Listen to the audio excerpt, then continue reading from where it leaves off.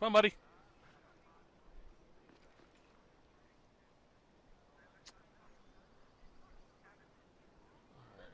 Alright. Oh! Didn't mean to do that. What do we have? Where'd the guy go? Oh, there he is. I might have to kill these guys to get to him.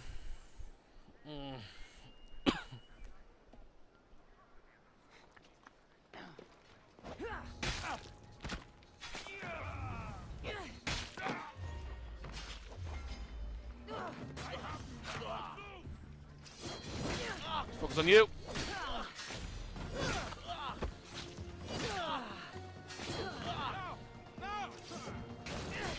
You.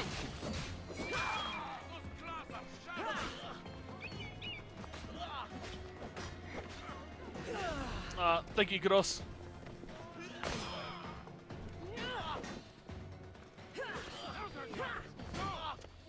Come on. Oh boy. That's all right, I got block. Oh crap.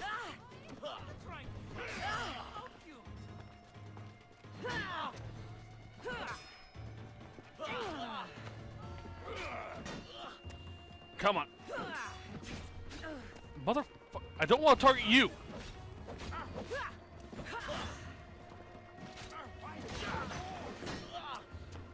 Good luck.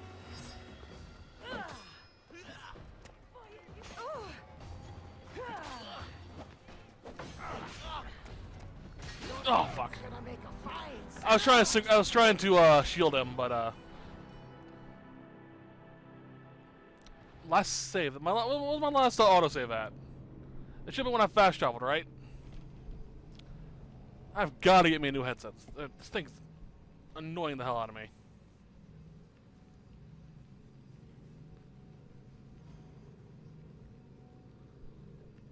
No, I can definitely get him. The problem was I couldn't get the attack I was aiming for. I wanted to rush assassinate him first, but didn't work too well. Ah, beautiful. They'll keep a sharp watch. Oh, good, he's walking around. No, he isn't. That's not the one I want.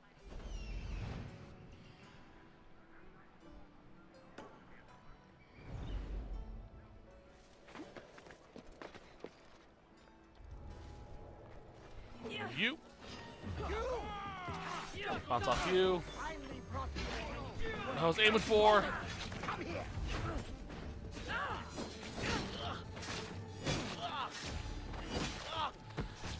You're lucky that I didn't get you a second time, because I would have. It wasn't for that guy that I just bumped in front of you.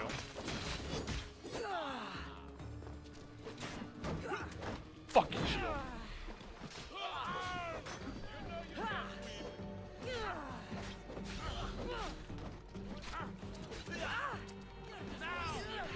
Come on.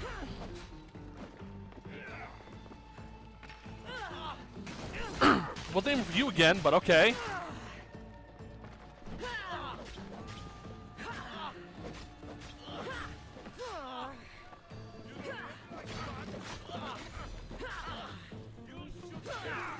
You. Focus on you again.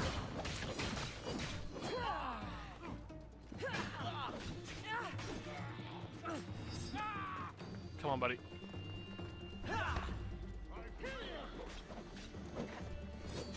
What does suck is he does go for a walk down that street, and that's normally where I assassinate him. Problem was he decided not to do it this time.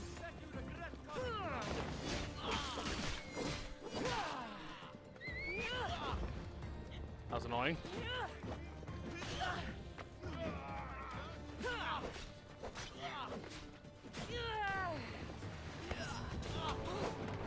Ah, fuck. He's right there too, isn't he? Yep. Don't know who you are. Oh, you're not that bad. Let's get rid of this if I can. I'd love to see you fight.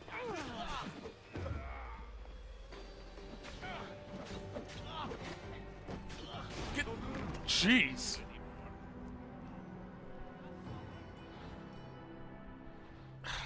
I'm gonna try one more time. If I can't do it, I'm gonna continue the story. But I can definitely get him. That's the thing.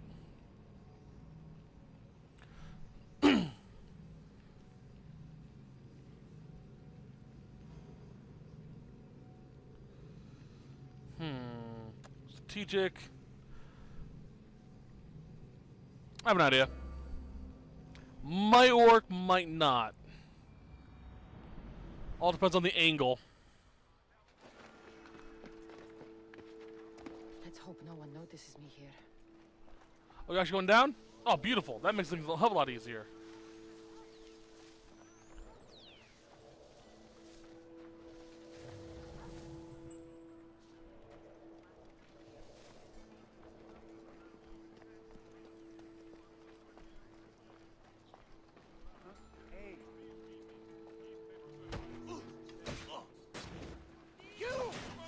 With that shield. Finally brought me ahead.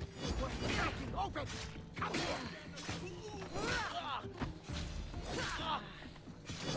Down. Counter parry that.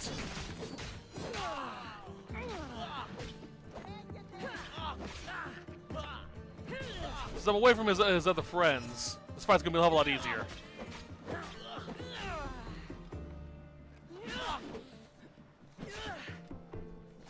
Assuming I actually pull off a fight. Nope.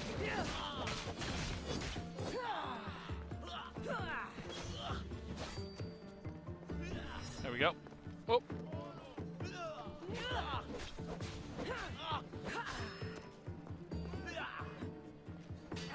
There's the counter I was looking for. Mother... Dude, I am fighting a fully armored dude. You really want to play with this? Piss off. You too.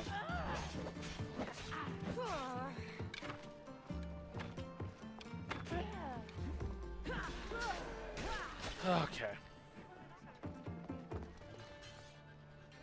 This is this woman like, yeah, I'm gonna ignore that. That's what you did to Okay.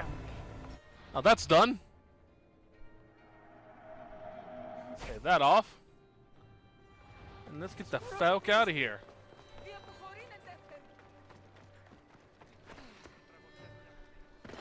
I could handle them no problem if it wasn't for the fact that I was surrounded by like half a platoon of people. I've got to spend more time playing this game, just level grinding.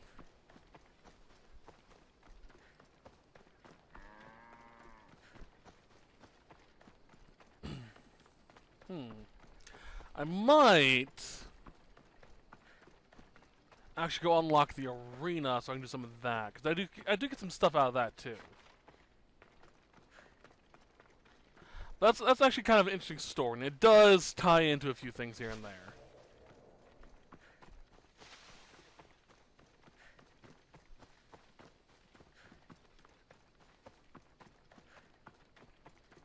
Like I said, I think I should wait for me to get to a certain point.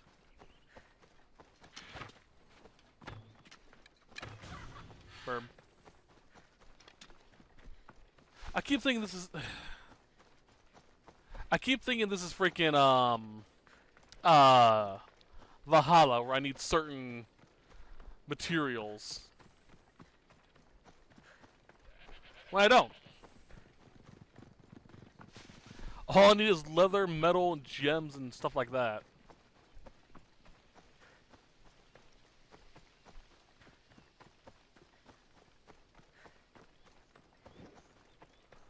How do I summon my horse again?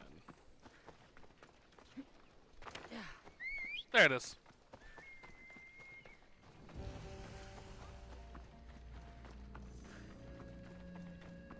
Come on, buddy, you can catch up. I know you can. There we go.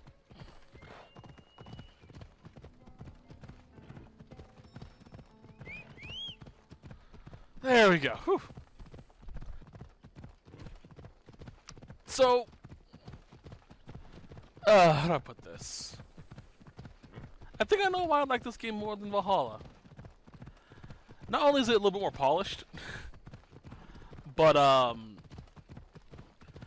Greek mythology is... I don't want to diss Norse mythology, 'cause I love Nordic mythology. But Greek mythology is just bigger. Know what I mean? It's because there's an entire nation. There were two nations dedicated to Greek mythology. There was one with Nordic, and there's a group of people. I'm not wording it right. I know I'm not, but I think you get what I'm trying to get at. There's just so much more to it in this.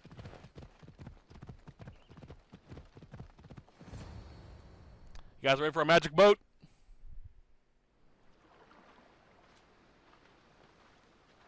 When you're ready, meet me at the Pnyx in Athens. No boat. What am I trying to say? I think because it feels bigger with this. Because this feels mythic. No, I know what it is. We are just Amistios. Just some random, nameless bastard, pretty much. Whereas with Valhalla, it follows a certain historical event. I like this better because it's a little more open to interpretation. I think that's what it is.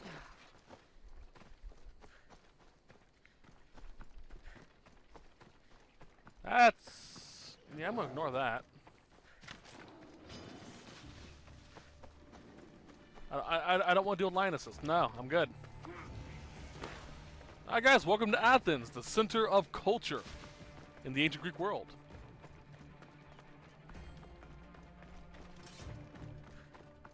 And I believe the birth of democracy.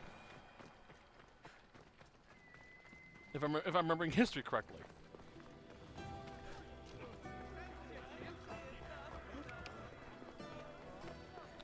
Yeah. Oh man, I wonder if we can see the olive tree. Athens, obviously named after Athena, the goddess.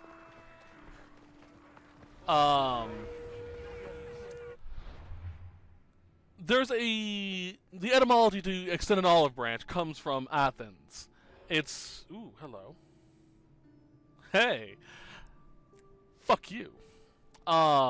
It's because Athena gifted a olive tree to the people of Athens. And it is one of the oldest known trees. It's actually still there. I believe it's still there. It may have, it may not be there anymore just due to, the nature of history. At some point in time during war, it probably got damaged or destroyed. But I believe it's still there. I'm going to look into that. Ah, Dionysus. Dionysus is the god of revelry, pretty much. The god of wine, party, and stuff like that. As a fun side note, it's because of the followers of Dionysus that my favorite Greek hero was killed. My favorite Greek hero is Orpheus. If you've ever played Persona 3, you know who Orpheus is. Or Persona 5, because he appears in that as well. The reason why I love Orpheus so much is because in classic mythology, might equaled right. Yet with Orpheus, he is literally the only person, in the entirety of the Greek pantheon, Greek world, to do one thing. Get a god to change his mind. The famous Acropolis. A testament to Yeah. humankind's skill and craftsmanship. The reason why I say this is because the Greek gods, they didn't care. They were, the way my teacher described it, they were human 2.0 pretty much. They were bigger than everything else. They were right. Period. And nothing anyone could do, other gods, other humans, let alone humans, could convince them to change their minds. Orpheus is the only person that was able to do that with Hades. Hades, of all gods. If you don't know the myth, basically, let's think this. Orpheus was a masterful musician, to the point where nature itself would sway and move to his music. Like it would not be unweird or weird. Says it was written by Themistocles, No, the Athenian general. like it would not be weird to see a tree dancing to Orpheus's music. That type of thing. And he was always in love with his music. However, one day he met a woman named Eurydice, and she was the most beautiful person in the world, to the point that he ended up marrying her. Like he proposed to her. They ended up getting married. They ended up getting engaged. All that fun shit. And eventually, during their wedding, on their wedding night, or on their wedding day, I should say, not even the night. I'm gonna go over here. A man found Eurydice preparing for her wedding, and thought, "Damn, she's hot. I'm gonna have some of that, whether she wants it or not." And she ran, and obviously, and due to her running, she disturbed a nearby snake, which bit her in the heel and poisoned her, and she died on the spot. Orpheus just found her, completely grief-stricken, could not console himself. And from that point forward, any song he played was the most sorrow-filled music you've ever heard. Like, his music was so beautiful that it could make trees dance. This type of stuff would make trees die, type of a thing. So, one day, a friend of his, I can't remember his name off the top of my head, came to him and went, "Dude, we can't handle this. We know you're sad about Eurydice. I'm going to tell you where you can find an entrance to the underworld. Go down there and maybe you can convince Hades to let you, at the very least, see your wife again." And so he's like, okay. A little bit happy, a little more spring in his step, but still utterly sad. Began playing his music and made his way to the docks. To this entrance to the underworld that he was told about. And all the guards that are normally there just parted their way for him. Dead souls, and no. Snakes, not snakes. Yeah, snakes, I guess. Everything just got out of his way. Cerberus got out of his way to let him through. And eventually got to Hades, pled his case, and Hades went, "No. She's dead, she's mine. If you want her if you want to be with her, kill yourself." That type of a thing. So Orpheus, sad, started playing his lyre again, which is his instrument. Basically a fancy hand harp type deal. Started playing his lyre, and Hades was so touched by the music that he actually cried, which again, something no mortal, no god has ever been able to do, to make a god cry, pretty much. So he said, "Okay, here's the deal. I'll let you have your wife back under one condition. You have to turn around and leave.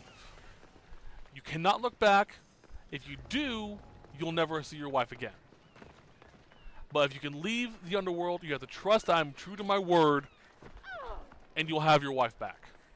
Orpheus like, "Thank you," turned around and left. And the entire time he was leaving, as he made his way back to the underworld, to the surface, he could hear sounds behind him, you know. That has to be her. It has to be her. Can't be anyone else. It has to be her. And So many balls. he was so certain about it at the beginning, There must be enough. but as he got to the end, he started questioning, maybe this is all a trick. Maybe this is just Hades pulling the wool over my eyes, because he is the god of the underworld. Despite the fact that he's the most honorable of the gods, ironically enough. He got to the end, and he just couldn't bear it anymore. He turned back and saw Eurydice there. And in that instant, gone. She disappeared. He goes back, tries to convince Hades that it was a mistake, and Hades is not there. Persephone isn't there. He is all alone again. And grief-stricken, he leaves again. Even more depressed because he had his chance to have her back. And she's gone forever. Which brings us to the children of Dionysus. They found Orpheus, sad, on the island of Lesbos. And they told him, dude, stop being so sad. Let's have a party. Let's revel making, as their people want to do. Orpheus went, no, I'm too depressed. Leave me alone. So in a fit of rage, they attacked him, ripped him apart, and threw his head into the river. Now, the problem with that is if you're not fully buried, you can't go to the underworld. So while the rest of his body eventually gets buried underground, because, sediment over time, his head never could. And it continued to sing its depressing song. And eventually I think Apollo heard him, or saw him, felt bad, and buried his head on the island of it wasn't on Lesbos that he died. That's where his head was buried. And eventually he was reunited with Eurydice in the underworld. That type of a thing. As a fun side note, scroll out. Island of Lesbos. We can go there, but I don't think we can ever find, Orpheus's grave, which is kind of sad. But yeah, that's the reason why I love Orpheus. And that's where we're going to end it, with that depressing tale. I'll see you guys next time where we will continue from here, but until then, I hope you guys have a great day. Sorry most of this set was me talking about Greek myths, because I love mythology. Have a great day. Bye-bye.